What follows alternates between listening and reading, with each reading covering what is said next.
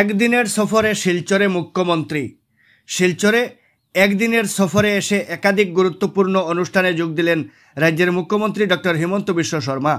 Ramakrishna mission মন্দিরের উদ্বোধন, Silchar civil হাসপাতালে 50 শয্যা বিশিষ্ট নতুন ভবনের ভিত্তিপ্রস্তর স্থাপন এবং দেশভক্ত তরুণরাম ফুকন বিদ্যালয়ের সুবর্ণ জয়ন্তী অনুষ্ঠানে উপস্থিত ছিলেন মুখ্যমন্ত্রী ডক্টর শর্মা।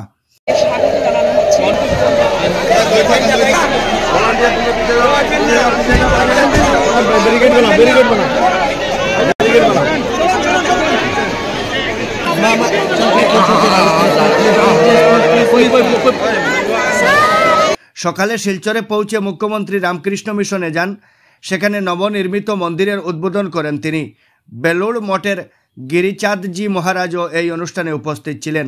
মুখ্যমন্ত্রী তার ভাষণে শিলচরের রামকৃষ্ণ মিশন মন্দির ও মিশন হাসপাতালের জন্য 9 কোটি টাকা দেওয়ার ঘোষণা করেন। এরপর মুখ্যমন্ত্রী বরাকের একমাত্র অসমীয়া মাধ্যম বিদ্যালয় দেশভক্ত তরুণরাম ফুকন উচ্চ মাধ্যমিক বিদ্যালয়ের সুবর্ণ জয়ন্তী অনুষ্ঠানে যোগ দেন। সেখানে বক্তব্য রাখার পর তিনি শিলচর সিভিল হাসপাতালে যান। প্রায় 24 কোটি টাকা ব্যয়ে 50 শয্যা বিশিষ্ট নতুন ভবনের ভিত্তিপ্রস্তর স্থাপন করেন তিনি। শিলচর সিভিল হাসপাতাল থেকে মুখ্যমন্ত্রী 26 কোটি টাকা ব্যয়ে নির্মিত শিলচর আবর্ত ভবনের ভার্চুয়াল শিলান্যাস করেন। এরপর তিনি গুয়াহাটির উদ্দেশ্যে রওনা দেন। শিলচরে পৌঁছে সাংবাদিকদের মুখোমুখি হন মুখ্যমন্ত্রী। সেখানে তিনি জানান, আগামী 2 মাসের মধ্যে শিলচরে উড়ালপুলের কাজ শুরু হবে। সেপ্টেম্বরে শিলচর মিউনিসিপাল কর্পোরেশনের নির্বাচন অনুষ্ঠিত হবে বলে জানান তিনি।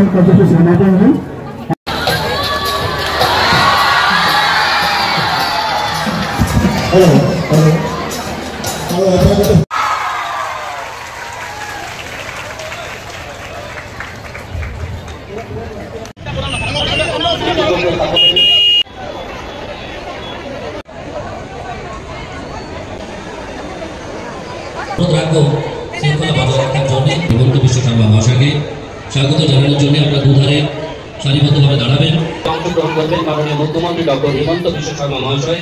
তার কারুক আমলে আজ অত্যন্ত আনন্দের দিন। আসলে যশস্বী মুখ্যমন্ত্রী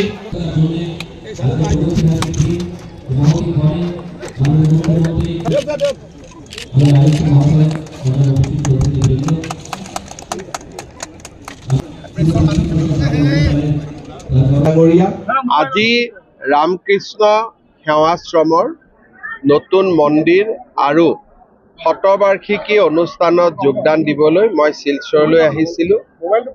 দেশভক্ত তৰুণৰাম ফুকন উচ্চতৰ মাধ্যমিক বিদ্যালয়ৰ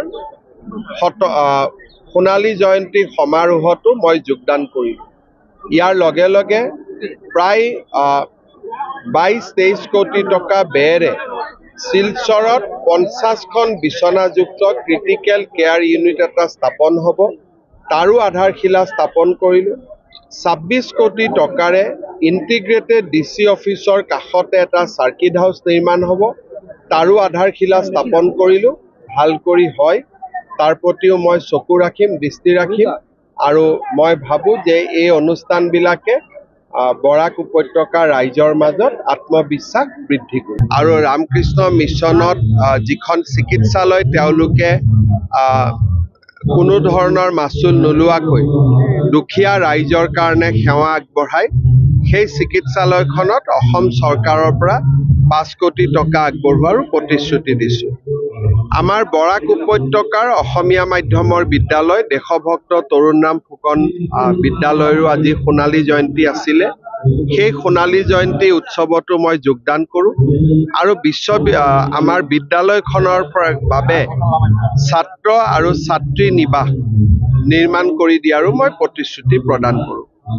আমাৰ শিলচৰ চিভিল হস্পিটেলখনত আমি এটা ICU ক্ৰিটিকেল কেয়াৰ আমি উইং এটা নিৰ্মাণ কৰিব খুজিছোঁ প্ৰায় 24 কোটি টকা ব্যয় কৰি তাৰো আজি আমি ইয়াতে আধাৰশিলা স্থাপন কৰিলোঁ আৰু শিলচৰত আমাৰ যি ইণ্টিগ্ৰেটেড DC অফিচ হৈ আছে তাৰ কাষত আমি এটা খুব ধুনীয়া চাৰ্কিট হাউচ নিৰ্মাণ কৰিব খুজিছোঁ 26 কোটি টকা ব্যয় হ'ব তাৰো আজি আমি ইয়াতে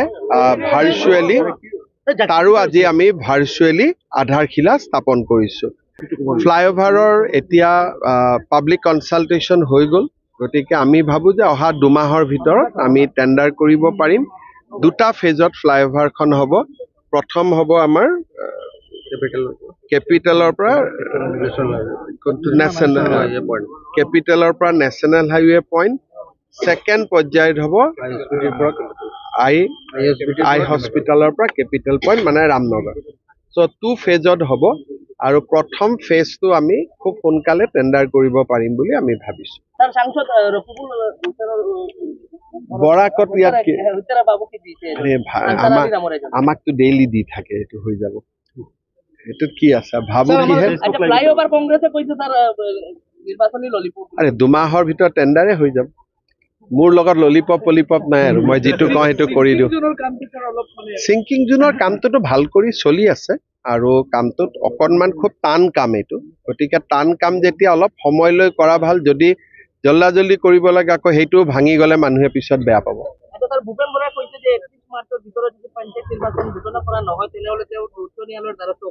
ভালে হ'ব 2টামান টকা যাব পকেটৰ পৰা কৰ্পৰেশ্যন ছেপ্টেম্বৰ